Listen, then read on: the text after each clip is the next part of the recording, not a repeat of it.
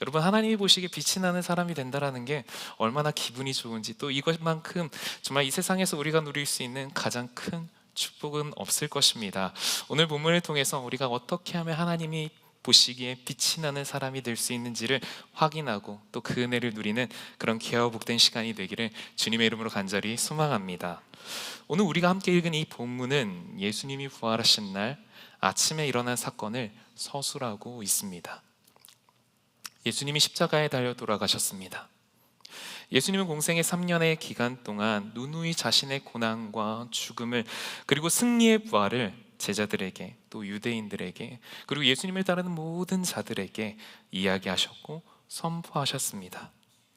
이것이 하나님 아버지의 뜻이기에 결코 거부될 수도, 또 없었던 일이 될 수도 없음을 아셨음에도 불구하고 우리 예수님께서는 십자가 고난을 앞두고 하나님 아버지께 이렇게 기도하십니다.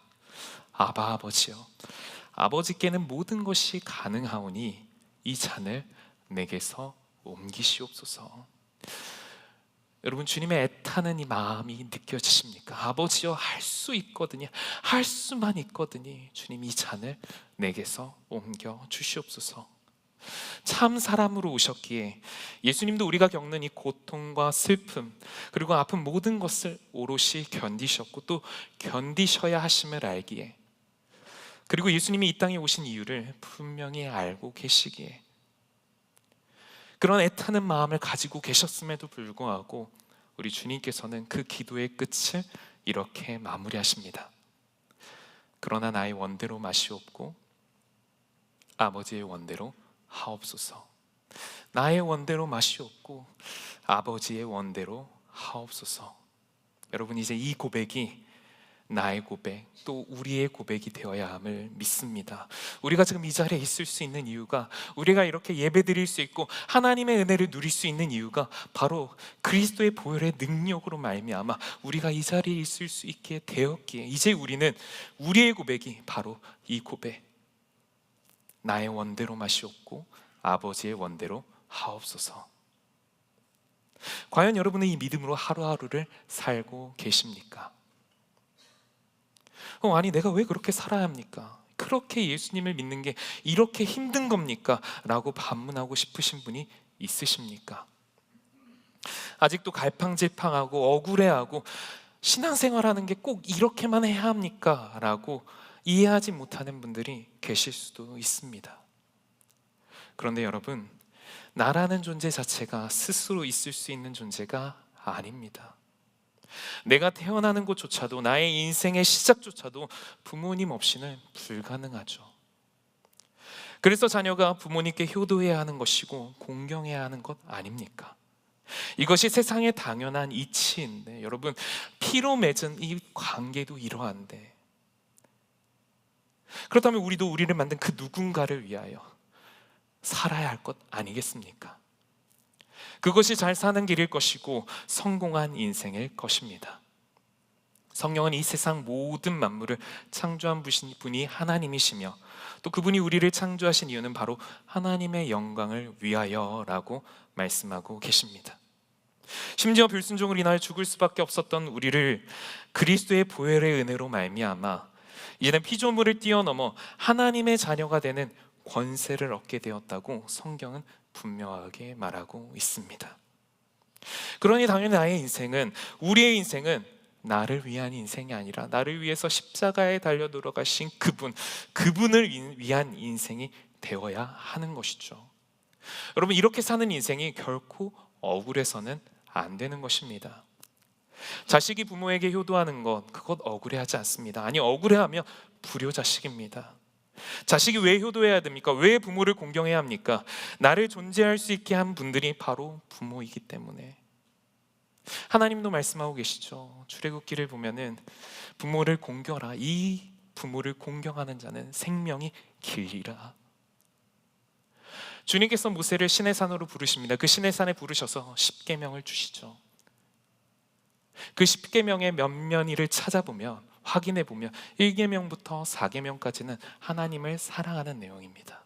5계명부터 10계명까지가 무엇입니까? 이웃을 사랑하라. 그리고 그 이웃을 사랑하는 그 5계명의 첫 번째가 무엇입니까?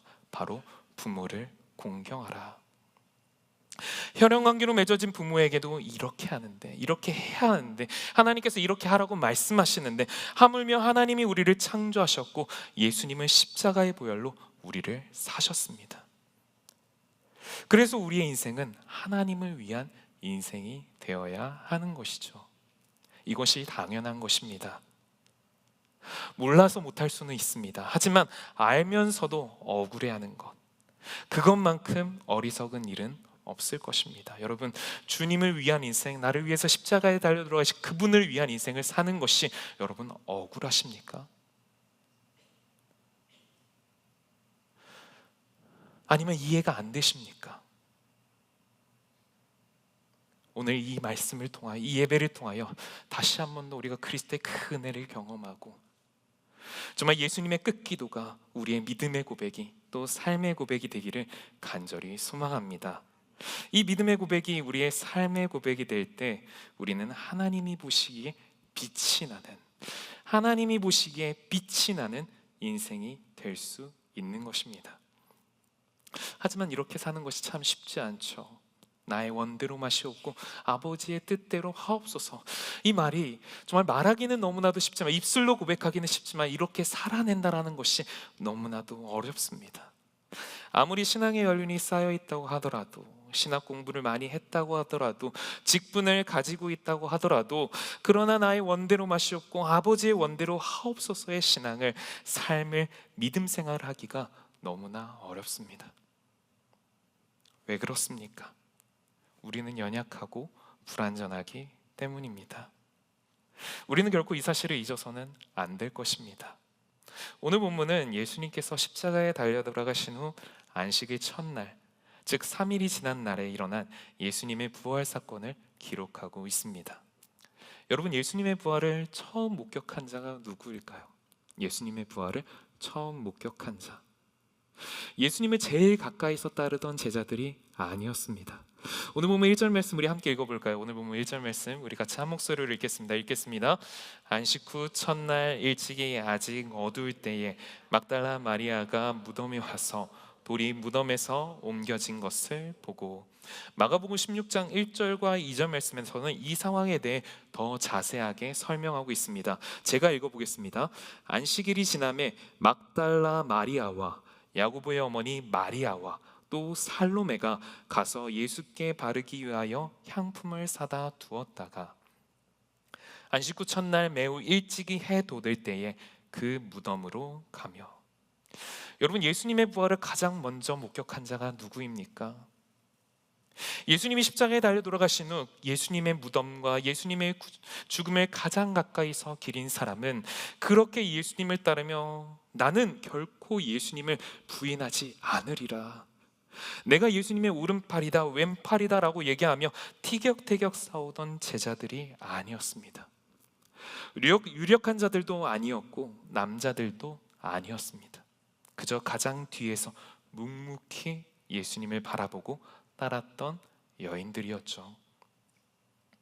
이때 당시의 여인들에 대한 편견은 대단했습니다. 우리나라의 조선시대와 같았을까요? 그만큼 여자는 편견을 가지고 또 드러내지 못하며 핍박받고 외면당하던 존재들이 바로 여인이란 존재였습니다. 그저 어머니로서의 역할, 또 아내로서의 역할, 며느리로서의 역할만이 그들에게 주어진 역할이었고 그 이외에는 사회적으로 전혀 나설 수 있는 위치가 아니었습니다. 오병이어의 기적, 이 사건이 기록되어 있는 이 내용만 보더라도 그 오병이어의 기적의 사건을 누린 인원을 계수할 때 여러분, 남자의 숫자만 계수가 되고 여자들과 어린아이들은 제외된 것을 우리는 확인할 수 있습니다.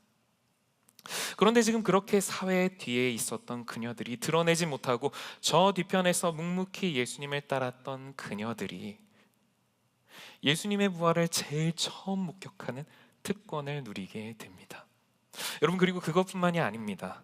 예수님의 부활을 제일 먼저 증거할 수 있는 축복, 예수님이 부활하셨습니다, 예수님이 다시 살아나셨습니다라는 그 복음을 전할 수 있는 그 축복을 이 여인들이, 이 외면받던 여인들이 그 축복을 누리게 된 것입니다. 마태복음 28장 8절과 9절 말씀입니다.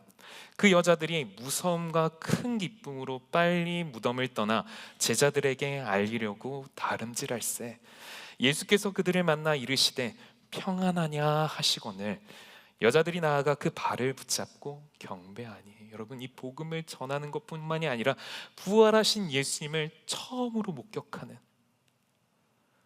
여러분, 이것보다 더한 특권이 있을까요? 이 세상에서 누릴 수 있는 축복 중에 이보다 더한 축복이 있을까요?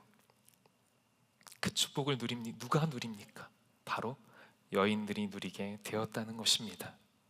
그 어떤 소식을 전달하는 것보다 어떤 주식이 좋다느니, 어디 땅을 사놓는 것이 좋다느니, 어느 학군이 좋고 또 어느 입시학원이 좋다는 그 소문을 전하는 것보다 영원한 생명, 완전한 은혜, 그 하나님의 자녀가 되는 권세를 얻는 그리스도의 복음을 전할 수 있다는 것, 여러분, 이것이 정말 이 땅에 태어난 우리가 누릴 수 있는 가장 큰 축복 중에 하나라고 저는 믿습니다. 그래서 사도 바울은 로마서 10장 15절에서 이렇게 이야기합니다. 우리 같이 한번 읽어볼까요? 보내심을 받지 아니하였으면 어찌 전파하리요? 기록된 바 아름답도다. 좋은 소식을 전하는 자들의 발이여함과 같으니라. 아멘. 보내심을 받지 아니하였으면 너희들이 어찌 전파하리요? 여러분이 복음을 전할 수 있다는 것이 아무나 전할 수 있는 게 아닙니다. 주님께서 택하시고 주님께서 사용하시고 주님께서 보내셔야 그것을 전파할 수 있다라고 지금 성경은 이야기하고 있는 것입니다. 그런데 그 사명을, 그 도구로서 누가 쓰임받았다는 것이죠? 세상에서 그렇게 천하디 천하다 외면받던 그 여인들이 그 주님의 도구로서 쓰임받았다는 것입니다. 맞습니다, 여러분. 하나님이 기쁨으로 자신의 계획에 사용하시는 사람, 그 사람은 특별한 사람이 아닙니다. 아니, 정확하게 말하면 하나님이 보시기에는 특별한 사람이겠죠. 하지만 세상의 시선에서는 특별한 사람이 아닙니다. 우리는 우리의 시선에서, 세상의 시선에서 특별한 사람이 하나님께 쓰임받는다고 착각할 때가 있습니다. 그래서 유력한 사람들, 그래서 예수님을 그렇게 잘 따라다니던 수제자들, 세상의 시선으로 보기에, 우리의 시선으로 보기에 빛이 나는 사람들이 하나님께 쓰임받는 사람들이라고 착각하죠. 그런 사람들을 부러워하고 닮고 싶어하며 때로는 시기 질투하기도 합니다. 하지만 정작에 예수님의 십자가 고난에 참여하고 부활을 목격한 사람들은 그 사람들이 아니었습니다. 오히려 예수님의 제자들은 예수님의 부활 소식을 듣고도 혼란스러워합니다. 우리 오늘 보면 8절부터 10절까지의 말씀을 우리 함께 읽어보겠습니다. 우리 8절부터 10절까지의 말씀 함께 읽겠습니다. 같이 읽겠습니다. 그때야 무덤에 먼저 갔던 그 다른 제자도 들어가 보고 믿더라. 그들은 성경에 그가 죽은 자 가운데서 다시 살아나야 하리라 하신 말씀을 아직 알지 못하더라. 이에 두 제자가 자기들의 집으로 돌아가니라. 아멘. 매일매일 밤낮을 붙어 다니며 예수님의 십자가 고난과 부활을 들었음에도 불구하고, 예수님의 말씀을 끊임없이 들었고 교제했음에도 불구하고, 여러분, 제자들은 깨닫지 못했더라. 알지 못하더라. 예수님이 십자가의 고난을 당하러 가심에도 불구하고, 여러분, 베드로는 잡혀가시는 그 예수님 그 뒤를 멀찍이 따라갑니다. 왜 멀찍이 따라갑니까? 두려워서. 혹시라도 나도 잡혀갈까 봐. 그래서 결국 그가 어떠한 행동을 합니까? 예수님을 3번 부인하게 되죠. 예수님이 십자가에 달려 돌아가시자 그 순간에 여러분, 제자들은 예수님과 함께 하지 않았습니다. 뿔뿔이 흩어져 있었죠. 심지어 이제는 빈 무덤을 보고도 아직 알지 못하더라. 아직 알지 못하더라. 반면에 있는 듯 없는 듯 드러나지 않았지만 그럼에도 불구하고 뒤에서 묵묵히 예수님을 위해 기도하고 따르고 섬겼던 자들, 가장 귀한 예수님의 십자가 고난에 참여하고 부활을 목격하는 특권을 누리게 되었습니다. 여러분, 이것이 바로 하나님의 비밀입니다. 하나님이 주시는 은혜의 축복을 누리고 하나님의 사명의 도구로서 쓰임 받는 자, 그런 사람은 바로 대단한 사람, 능력 있는 사람이 아니라, 세상에서 빛이 나는 사람이 아니라 평범하고 보잘것없다 하더라도 하나님이 보시기에 빛이 나는 사람, 하나님이 보시기에 빛이 나는 사람, 그런 사람이 바로 하나님의 도구로서 하나님의 은혜를 누릴 수 있는 사람인 것입니다. 사마리아 여인인, 또 이 사마리아 여인을 향한 찬양도 있죠. 우물가의 여인처럼 난구했네, 헛되고 헛된 것들을. 이 찬양의 주인공인 그 사마리아 여인, 여러분, 사마리아 인인 것만으로도 천하디 천하다고 여겨지는데 거기에다가 얼마나 큰 죄를 짓고 지은 자인지 모릅니다. 그래서 사람들이 손가락질하였고, 그래서 사람들의 시선을 피해서 가장 더운 날에, 더운 순간에 나와서 물을 깃는 자가 바로 그 여인이었습니다. 근데 그 여인이 예수님을 만나게 되죠. 그리고 복음을 듣고 예수님을 구주로 영접하게 됩니다. 그리고 그녀가 제일 먼저 한 것이 무엇인지 아십니까? 그렇게 피해 다녔던 마을 사람들에게 가서 그리스도의 복음을 전한 것입니다. 그리고 어떤 일이 벌어집니까? 그 마을 사람들이 예수님을 믿었더라. 예수님이 가장 먼저 이적을 행하신 그 물을 포도주로 만든 사건도 바로 그 집의 하인들이 가장 먼저 목격했습니다. 예수님이 오병이어의 기적을 일으키신 것도 작은 아이의 도시락으로부터 시작되었습니다. 예수님이 부르신 그 12 제자들도 평범하다 못해 흠이 많은 자들이 바로 예수님의 제자들이었습니다. 그런데 주님께서 그들을 부르셨고 그들을 사용하십니다. 왜 그렇습니까? 하나님의 일은 내 힘으로, 내 능력으로 가능한 것이 아니기 때문입니다. 하나님은 평범한 자들도, 연약한 자들도 하나님께서 사용하시기로 마음먹으시면 세상을 변화시키는 하나님의 리더로 만드실 수 있음을 믿습니다. 그래서 하나님은 세상에서 빛이 나는 자들을 사용하시지 않습니다. 오히려 하나님이 보시기에 빛이 나는 자, 세상의 시선으로 보기에는 평범하고 연약해 보이지만 하나님이 보시기에 빛이 나는 자를 하나님께서는 사용하신다는 것이죠. 세상이 보기에 여인들이, 어린 소년이, 작고 보잘것없는 존재였지만, 계수에도 늘지 못하는 존재였지만, 하나님이 보시기에는 가장 빛이 나는 존재들이 바로 그들이었다는 것입니다. 그래서 예수님께서는 제자들이, 아이들이 예수님께로 오는 것을 막자 이렇게 말씀하십니다. 우리 마태복음 19장 14절 말씀을 같이 한번 읽어볼까요? 같이 읽겠습니다. 예수께서 이르시되 어린아이들을 용납하고 내게 오는 것을 금하지 말라. 천국이 이런 사람의 것이니라 하시고. 아멘. 어린아이들을 용납하고 내게 오는 것을 금하지 말라. 천국이 이런 사람의 것이니라. 여러분, 이것이 우리에게 위로가 됩니다. 세상과 비교하면, 주위 사람들과 비교하면 나는 참 보잘것없는 존재일 수 있습니다. 하지만 하나님이 나를 사용하시기로 작정하시면 나는 위대하신 하나님의 도구로 쓰임받을 수 있음을 믿습니다. 내가 잘나서가 아니라, 내가 능력 있어서가 아니라, 이 세상 모든 만물을 창조하신 위대하신 하나님께서 나를 사용하시기로 작정하셨기에 우리는 빛이 날 수 있는 것이죠. 여러분, 이스라엘 백성들이 하나님의 택한 백성이 될 수 있었던 이유가 무엇입니까? 그들이 대단해서요, 그들이 능력 있어서요가 아닙니다. 하나님께서 그들을 그저 택하셨기에, 그들을 사용하시기로 작정하셨기에 그들이 쓰임받을 수 있었던 것이죠.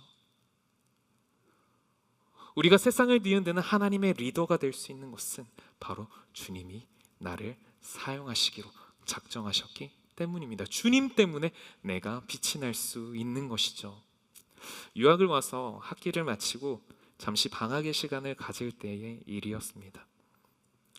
아이들을 데리고 한국에서 TV로만 들었던 그 샌디에이고를 2박 3일 날짜를 잡고 2박 3일의 일정으로 다녀왔습니다. 그래서 아이들과 함께 그 샌디에이고의 가장 큰 맛집 필즈 바베큐에 가서 맛있는 저녁을 먹고 이제 숙소로 돌아오는 길에 달을 보는데요, 와, 그 달이 얼마나 아름다운지, 정말 손으로 이렇게 하면 잡을 수 있을 것처럼 너무나도 크고 웅장한 달이 바로 그 하늘에 떠 있었습니다. 슈퍼문이었던 것 같습니다. 얼마나 크고 아름다운지. 여러분, 이 달이 스스로 빛이 나는 겁니까? 아닙니다. 태양이 있기 때문에. 우리도 마찬가지입니다. 우리가 진정으로 빛이 날 수 있는 방법, 그것은 이 세상 모든 만물을 창조하신 하나님으로 말미암아 빛이 날 수 있는 것이죠. 그래서 우리는 자랑할 수가 없습니다. 그래서 우리는 교만할 수가 없는 것입니다. 그리고 우리가 반드시 기억해야 할 것이 있습니다. 그것은 바로 하나님은 아무나 빛이 나는 자로 여기지 않으시고 하나님은 아무나 빛이 나게 하시지 않는다는 것이죠. 모두에게 기회는 주어졌지만 모두가 그 기회를 누릴 수 있는 것은 아닙니다. 그래서 우리는 하나님이 사용하실 수 있도록 우리가 먼저 하나님이 보시기에 빛이 나는 자들로 준비되어야 합니다. 여러분, 내가 또 우리 자녀들이 세상에서 빛이 나는 자가 되게 하지 마시고 정말 하나님이 보시기에 빛이 나는 자로 양육하시고 또 내가 그런 자가 되기 위해서 몸부림치는 주의 백성들이 되시기를 주님의 이름으로 간절히 소망합니다. 여기에 나의 인생을, 나의 목숨을 걸어야 합니다. 그렇다면 우리가 하나님이 보시기에 빛이 나는 자들이 되기 위해서는 어떻게 해야 할까요? 오늘 이 시간을 통해서 그 비밀을 함께 나누어 보길 원합니다. 우리가 하나님이 보시기에 빛이 나는 자들이 되기 위한 첫 번째 방법은 바로 순결해야 한다는 것입니다. 순결해야 한다. 하나님께서는 레위기 11장 44절과 45절 말씀에서 이스라엘 백성들에게 이렇게 말씀하십니다. 우리 레위기 11장 44절과 45절 말씀을 함께 읽어볼까요? 같이 읽겠습니다. 나는 여호와 너의 하나님이라. 내가 거룩하니 너희도 몸을 구별하여 거룩하게 하고 땅에 기는 길짐승으로 말미암아 스스로 더럽히지 말라. 나는 너희의 하나님이 되려고 너희를 애굽 땅에서 인도하여 낸 여호와라. 내가 거룩하니 너희도 거룩할지어다. 주님께서 지금 이스라엘 백성들에게 뭐라 말씀하십니까? 거룩하라. 내가 거룩하니 너희도 거룩하라. 여러분, 하나님이 사용하시는 사람이 누구입니까? 하나님이 보시기에 빛이 나는 사람이 누구입니까? 능력 있는 사람이 아닙니다. 돈이 많은 사람이 아닙니다. 잘난 사람이 아닙니다. 하나님이 보시기에 깨끗한 사람, 하나님이 보시기에 순결하고 정결한 사람, 그런 사람을 하나님께서 사용하시겠다고 오늘 이 레위기 말씀에서 말씀하고 계시는 것이죠. 그렇다면 하나님 보시기에 깨끗하고 거룩한 사람은 누구인가? 흠없는 사람입니다. 죄 없는 사람입니다. 그런데 안타깝게도 우리는 모두 죄인이죠. 이 세상에 죄가 없는 사람은 아무도 없을 것입니다. 모든 사람이 죄를 범하였음에 하나님의 영광에 이르지 못하였더니, 그래서 절대로 우리는 순결할 수 없고 정결할 수가 없습니다. 그런데 사랑의 하나님께서는 우리에게 예수님을 보내어 주셨고 그리스도의 보혈의 능력으로 말미암아 우리를 의롭다 칭함받게 하셨습니다. 예수 그리스도의 보혈의 능력으로 말미암아 정결한 자가 되었고 흠이 없는 자가 되었다는 것입니다. 비록 우리는 여전히 죄된 본성을 가지고 있고 우리는 그 불순종으로 말미암아 날 때부터 우리는 죄인이었지만 정말 먼지보다 못한 우리를 위해서 하나님과 동등됨을 취하시지 않으시고 종의 형체로 이 땅에 오셔서 그 보혈의 능력으로 말미암아 우리를 의롭다 칭해 주시고 그것뿐만이 아니라 하나님의 자녀 삼아 주셨다는 것, 우리가 지금 그 은혜를 누리고 있는 축복받은 백성들이라는 것입니다. 그래서 우리는 예수님만 믿으면 깨끗한 사람, 순결한 사람, 주님께서 말씀하신 하나님이 보시기에 빛이 나는 그 순결한 사람이 될 수, 아니 우리는 이미 되었습니다. 그런데 왜 여러분, 우리는 인생을 살면서 왜 내 인생은 빛이 나는 자 같지 않을까요? 왜 우리의 삶은 빛이 나는 것 같지 않습니까? 아직도 내 안에 죄된 본성이 남아있기 때문에. 그래서 우리는 끊임없이 순결함을 잃지 않기 위해 노력해야 하는 것입니다. 끊임없이 순결함을 잃지 않기 위해 우리가 어떻게 노력할 수 있는 겁니까? 죄에서 벗어나야 됩니다. 그 죄에서 벗어나는 방법이 무엇입니까? 바로 하나님이 기뻐하시는 일을 하는 것. 여러분, 죄가 무엇입니까? 하나님이 싫어하시는 것을 하는 것이 바로 죄입니다. 그렇다면 그 반대로 만약에 우리가 죄에서 벗어나려면 하나님이 기뻐하시는 일을 한다면, 하나님이 기뻐하시는 삶을 살아낸다면 그것이 바로 깨끗한 사람, 순결한 사람이 되어가는 과정일 것입니다. 그래서 우리의 삶은, 우리의 생각은, 우리의 행동은 하나님이 기뻐하시는 일은 무엇일까? 이 행동은, 과연 내 행동은 하나님이 기뻐하시는 일일까? 나의 삶은 과연 하나님이 기뻐하시는 일일까? 내가 기뻐하는 것, 내가 만족하는 것이 아니라 하나님이 기뻐하시고 하나님이 만족하시는 행동인가? 삶인가? 이것이 나의 삶이어야 하고 생각이어야 하고 행동이어야 할 것입니다. 그러면 우리는 순결한 삶, 하나님이 보시기에 빛이 나는 삶을 살아낼 수 있습니다. 사도 바울은 디모데후서 2장 20절과 21절에서 이렇게 말합니다. 큰 집에는 금그릇과 은그릇뿐 아니라 나무그릇과 질그릇도 있어 귀하게 쓰는 것도 있고 천하게 쓰는 것도 있나니, 그러므로 누구든지 이런 것에서 자기를 깨끗하게 하면 귀히 쓰는 그릇이 되어 거룩하고 주인의 쓰심에 합당하며 모든 선한 일에 준비함이 되리라. 나무그릇과 질그릇과 은그릇도 있지만 하나님께서 쓰시는 그릇은 깨끗한 그릇이다. 여러분, 하나님이 보시기에 빛이 나는 사람, 하나님이 빛나게 사용하시는 사람은 순결하고 정결한 자임을 믿습니다.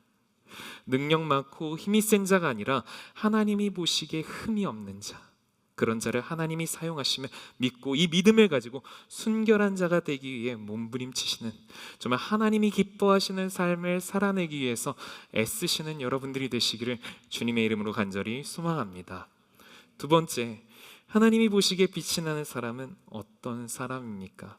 첫 번째가 바로 순결한 자라면 두 번째는 바로 순종하는 삶을 사는 자입니다. 순종하는 삶을 사는 자. 우리는 항상 우리의 위치를 잊습니다. 그래서 항상 실수하고 실패하고 죄를 짓습니다. 여러분, 우리의 위치가 어디입니까?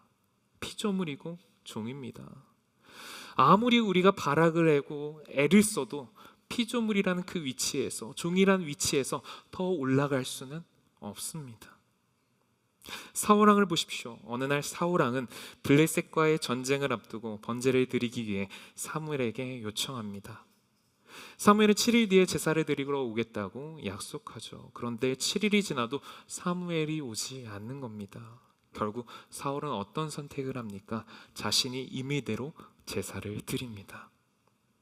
이 말씀을 보면서 어떤 분들은 어찌 보면 별 문제가 아니라고 여길 수 있습니다. 아니, 오히려 전쟁을 앞두고 하나님께 예배 드린다는데, 그리고 그 하나님께 예배드리는 마음을 가지고 사무엘에게 요청했는데 사무엘이 늦게 오니까 그 사무엘이 문제 아닙니까? 저는 10분 사울의 행동을 이해할 수 있습니다 라고 말씀하실 수도 있습니다. 그런데 여러분, 종의 본분이 무엇입니까? 주인의 말에 복종하는 것입니다. 그 어떤 불합리하고 말도 안 되는 명령이라도 100% 순종하는 것이 바로 종의 태도이고 종의 존재 이유라는 것입니다. 마찬가지로 하나님이 이스라엘의 주인이시고 이 세상 모든 만물의 주인이십니다. 그런데 그분이 제사는 오직 기름 부음 받은 제사장만이 드릴 수 있다고 말씀하셨고, 여러분, 하나님은 선하시고 완전하시며 신실하신 분이신데, 여러분, 사람이 주인이라고 하더라도 그 말에 100% 순종해야 되는데 하나님의 입에서 나오는 그 모든 말씀은 선하고 완전하시고 또 그리고 완벽하신데 그 말을 100% 순종하는 것이 바로 우리의 사명 아니겠습니까? 사울의 존재 이유여야 할 것입니다. 그럼 그 어떤 상황 속에서도 하나님의 기름 부음 받은 종 사울왕은 하나님의 명령에 순종했어야 했습니다. 사무엘이 하루를 늦게 오든 일주일을 늦게 오든 기다려야 했다는 것이죠. 전쟁은 그에게 속한 것이 아니라 그가 지금까지, 사울왕이 지금까지 승리할 수 있었고 지금까지 그 왕의 자리에 있을 수 있었던 이유는 하나님께서 그에게 허락하셨고 그를 승리케 하셨기 때문에 그가 그 자리에 있을 수 있었음에도 불구하고 그는 자신의 위치를 망각한 것입니다. 그를 부르신 것도 하나님이셨고 그에게 기름 부으신 것도 하나님이셨는데 자신의 본분을 잊은 것이죠. 결국 하나님은 불순종한 그를 책망하시고 그의 왕조가 더 이상 이어지지 못하도록 하십니다. 반면에 아브라함을 보십시오. 하나님은 그에게 너의 고향과 친척과 아버지의 집을 떠나라 라고 말씀하십니다.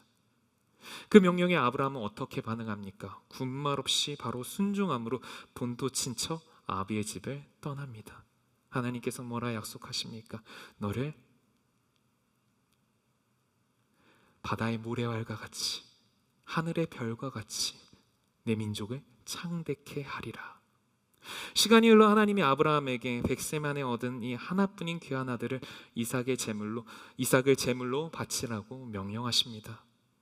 아브라함은 그 명령에 아침에 일찍 일어나 철저히 준비해서 모리아산으로 갔고 이삭을 번제물로 바치려 합니다. 하지만 하나님은 순양을 준비해 놓으셨고 하나님이 그에게 하신 약속, 내가 너로 큰 민족을 이루고 내게 복을 주어 네 이름을 창대케 하리라. 이 약속을 다시 한 번 더 구체적으로 확인시켜 주시죠. 그리고 그를 믿음의 조상 삼으십니다. 여러분, 순종은 당연한 것입니다. 이것은 선택의 문제가 아닙니다. 순종한다는 것은 하나님이 나의 주인이시고 내가 그분의 종임을 인정하는 것. 그래서 요한복음 14장 21절에서 예수님은 이렇게 말씀하십니다. 나의 계명을 지키는 자라야 나를 사랑하는 자니 나를 사랑하는 자는 내 아버지께 사랑을 받을 것이요 나도 그를 사랑하여 그에게 나를 나타내리라. 과연 여러분은 하나님의 말씀에 100% 순종하는 삶을 살고 계십니까? 조금씩 나의 생각과 뜻과 바람을 집어넣고 계시지는 않습니까? 주님, 내가 주님 뜻대로 살겠습니다라고 얘기하면서 정작의 세상에서, 일터에서, 가정에서는 나의 바람대로, 내가 원하는 대로, 내가 소망하는 대로 이루어지길 원하고 계시지는 않습니까? 그리고 그렇게 살고 계시지는 않습니까? 그래서 내 삶에 문제가 생기는 것입니다. 실수가 생기는 것이고 어려움이 생기는 것이죠. 하나님이 문제가 아니라 내가 문제인 것입니다. 바로 내가 100% 순종하는 삶을 살지 못하고 있기 때문에. 그러니 여러분, 100% 순종하는 삶을 사시기 바랍니다. 나의 위치를 망각하지 마시기 바랍니다. 나는 피조물이고 종이며 하나님의 자녀입니다. 그렇게 우리는 자만할 수 없고 교만할 수 없으며 만족할 수 없는 것입니다. 이렇게 산다는 것이 너무나도 어렵고 힘들기에 끊임없이 성령 하나님께 간구하며 종의 자세로 낮은 마음으로 겸손하게 신앙생활을 해야 하는 것이죠. 그래서 하나님께서 여러분을 빛이 나는 자로 여기시고 우리가 이렇게 살아낼 때 하나님께서 우리에게 한없는 은혜와 축복을 더해 주셔서 내 길이 평탄하게 될 것이며 네가 형통하리라. 그 약속의 은혜를 우리 주님께서 우리의 삶 가운데 부으실 줄 믿습니다. 이 은혜를 온전히 누리신 우리 성도님들이 되시기를 주님의 이름으로 간절히 소망합니다.